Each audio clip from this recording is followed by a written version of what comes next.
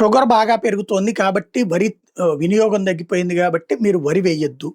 వరి వేస్తే ఉరి లాంటి పరిస్థితులు. ఇది వరి రైతులకు చెప్తున్నటువంటి మాట.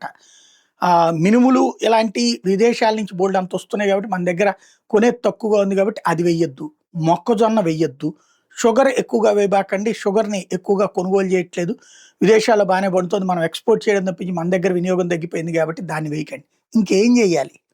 పొగాకు వద్దు. ఇంకేం జేయాలి? పండ్లకి చూస్తే రూ. 10 అరటికాయల ధరలొస్తది. లేకపోతే గనక టమోటాలు చూస్తే రూ. 10 వస్తది. కూరగాయలు చూస్తే పావలాలు, రూపాయలకి వస్తాయి. జనాలకేమో పదులు, పాతికలు, 50లు దోపిడీ. ఇటు రైతుకేమో రూ. 10 పావలాలు, రూపాయలు. పరిష్కారం ఏంటి?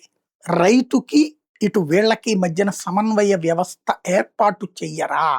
ఇక అదే దారుణం కొనసాగుతుందా? ఎన్ని సంవత్సరాలు? ఎలాగా? ఎప్పుడు బాగుపడాలి ఈ ప్రజలు? మధ్యలో దళారీ మాత్రమే దోచుకు తినటం ఏంటి?